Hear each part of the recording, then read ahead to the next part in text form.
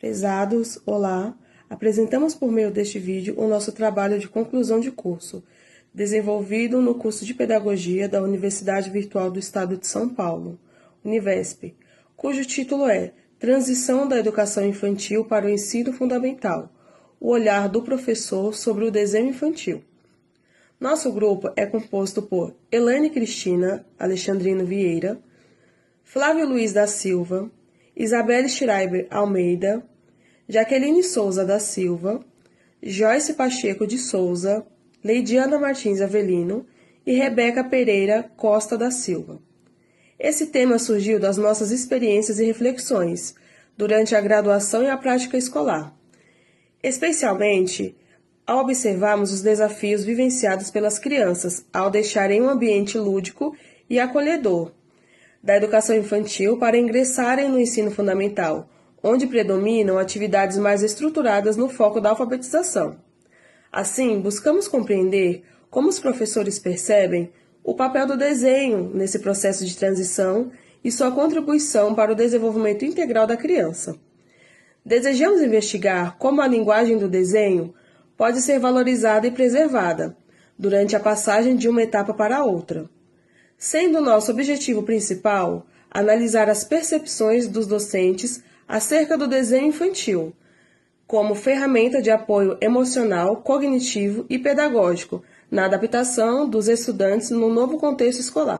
A transição entre a educação infantil para a educação fundamental é um processo crucial e muitas vezes delicado, sendo que a Base Nacional Comum Curricular enfatiza a necessidade da continuidade entre as etapas, garantindo respeito ao desenvolvimento infantil, ao brincar e às múltiplas linguagens. Entretanto, na prática, muitas crianças vivenciam uma ruptura brusca ao ingressarem no primeiro ano, enfrentando novas regras e expectativas acadêmicas que podem gerar insegurança, ansiedade e dificuldade de adaptação. Com base nisso, nosso estudo resolveu responder a seguinte pergunta: qual a perspectiva do professor sobre a importância do desenho no desenvolvimento das crianças e sua contribuição para a transição do ensino infantil para o ensino fundamental? Ademais, procuramos compreender se o desenho é utilizado de forma pedagógica e intencional ou apenas como uma mera atividade recreativa. Nos fundamentamos em autores como Luque, Piaget, Vygotsky, Leinfeld, Briden, Rosia Weinberg e Anneliese Pilar, também na Base Nacional Comum Curricular, a BNCC. Todos esses autores destacam o desenho como uma forma de linguagem expressiva, que ajuda a criança a interagir com o mundo e contribui muito para o desenvolvimento cognitivo, emocional, social e motor. Por isso, entender como o desenho é trabalhado e valorizado na escola é fundamental para garantir uma transição sem rupturas e integradas entre a educação infantil e o ensino fundamental, que respeite as reais necessidades da criança. Entre esses autores, destacamos Vygotsky, que entende o desenho infantil como uma parte essencial para a construção do processo simbólico. Ele mostra que o desenho vem antes da escrita e que por meio dele a criança consegue representar o mundo, mesmo sem dominar o código da escrita. Essa visão mostra que valorizar o desenho na escola ajuda a desenvolver a função simbólica, que é super importante no processo de alfabetização. Quando o desenho faz parte do cotidiano da escola, ele não é apenas uma atividade artística, lúdica ou de recreação, ele é uma etapa importante também para a construção do pensamento e da linguagem. Ele ajuda a criança a entender os conceitos abstratos de um jeito mais concreto e significativo. O autor Leinfeld também fala sobre isso.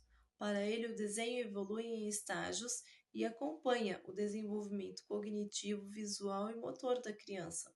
Então, quando a escola deixa de lado o desenho ou não inclui nas práticas do ensino fundamental, isso pode atrapalhar o desenvolvimento natural, pode diminuir a confiança criativa e intelectual da criança.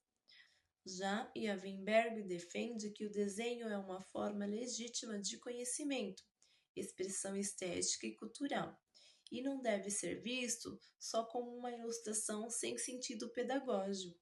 O desenho deve ser trabalhado de maneira intencional.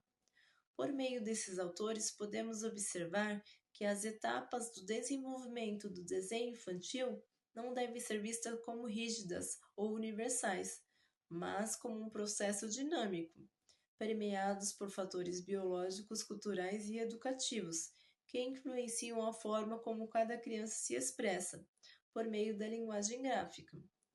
Vale ressaltar que a literatura pedagógica aponta para a mesma direção, que é sobre a importância de garantir o espaço do desenho nas práticas escolares, para promover o desenvolvimento integral dos alunos e assegurar uma continuidade entre a educação infantil e o ensino fundamental.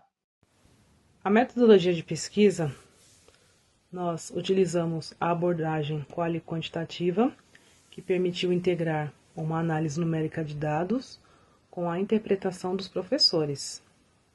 Foi realizada em 3 escolas municipais da Zona Sul de São Paulo, sendo uma unidade de educação infantil e 2 unidades do ensino fundamental 1. Foi utilizado como instrumento de pesquisa o formulário elaborado no Google Forms, com perguntas abertas e fechadas.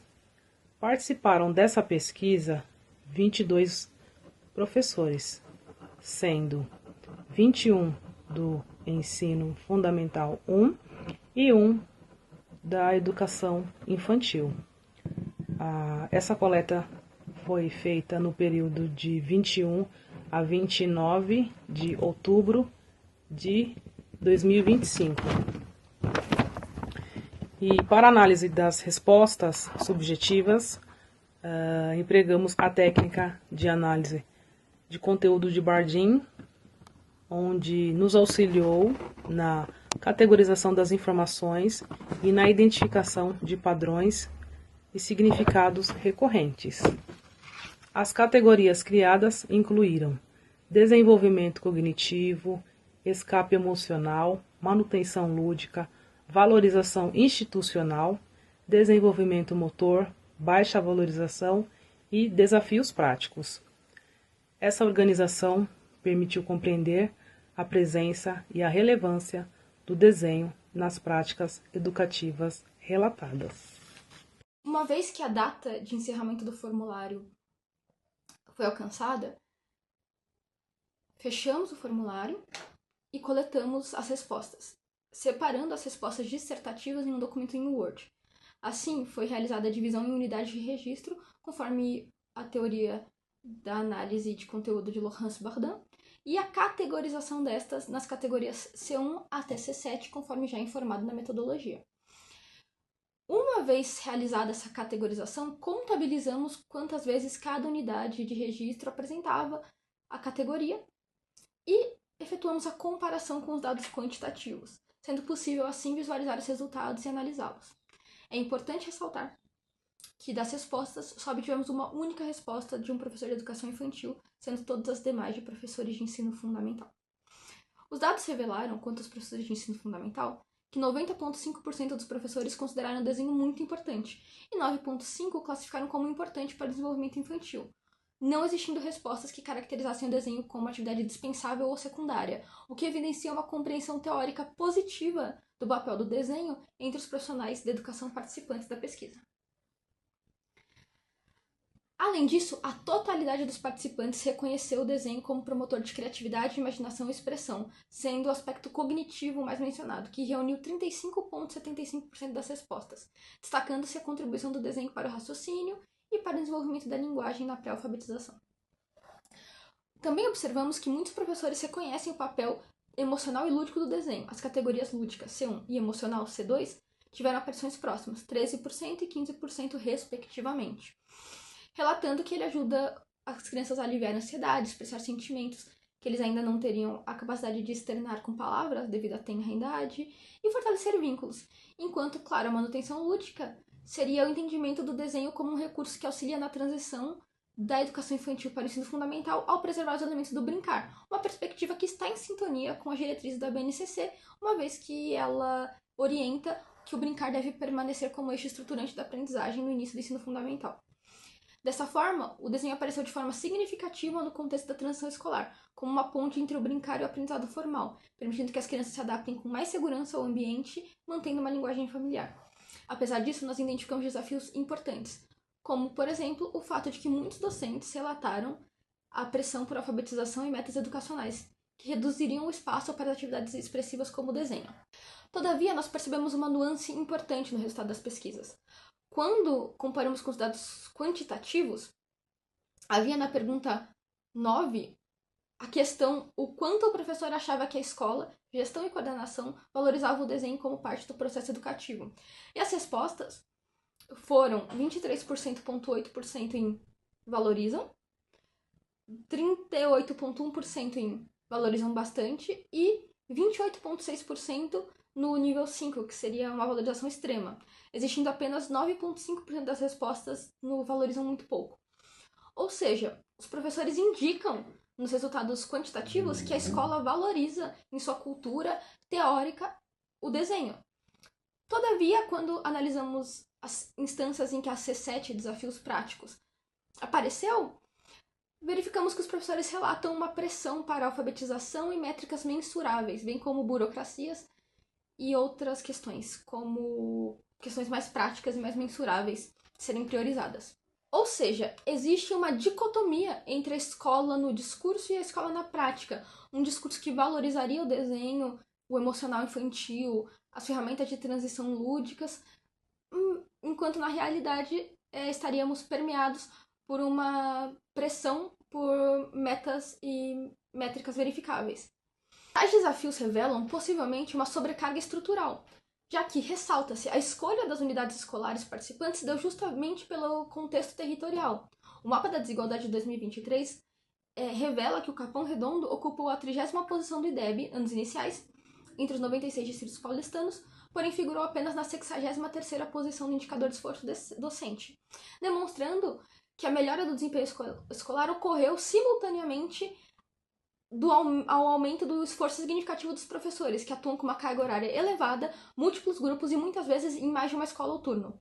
E o panorama se torna ainda mais expressivo quando observamos a edição de 2024 do mesmo indicador, pois neste período o Capão Redondo apresentou uma nova melhora no ranking do IDEB nos anos iniciais, subindo para a 24ª posição, evidenciando os avanços nos índices de aprendizagem. Todavia, concomitantemente, houve uma queda para a 75ª posição do indicador do esforço docente, uma das piores do município, revelando um agravamento das condições do exercício profissional. Em outras palavras, o aumento do desempenho dos estudantes do território analisado não acompanhou as melhorias estruturais e organizacionais, mas sim acompanhou uma intensificação na dedicação individual dos professores, que passaram a se desdobrar ainda mais para atender às exigências de desempenho escolar em um novo contexto. Esse cenário ajuda a explicar por que, mesmo reconhecendo o valor pedagógico do desenho, os docentes sentem-se pressionados a privilegiar ações imediatas, como atividades de alfabetização tradicionais, avaliações externas e burocracias administrativas, embora reconheçam que a gestão e a coordenação valorizam o desenho, destacando que essas instâncias também estão submetidas a uma lógica sistêmica que hierarquiza os saberes e prioriza os resultados quantificáveis.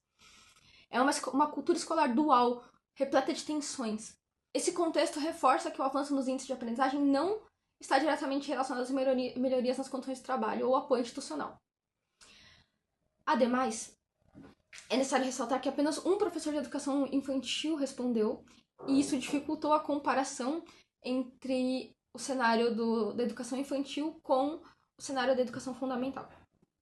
A pesquisa contribuiu para dar visibilidade ao papel do desenho como instrumento pedagógico e emocional relevante na transição escolar. Além de, ao ouvir os professores, identificamos que existem práticas e percepções positivas, mas também lacunas importantes que dificultam a implementação plena dessa linguagem no ensino fundamental. Fica evidente que a formação docente e o planejamento escolar precisam considerar o desenho como parte da rotina e não como uma atividade secundária. Quanto às limitações, destacamos o fato de termos obtido apenas um depoimento de professor da educação infantil, o que inviabiliza uma comparação estatística mais robusta entre as etapas.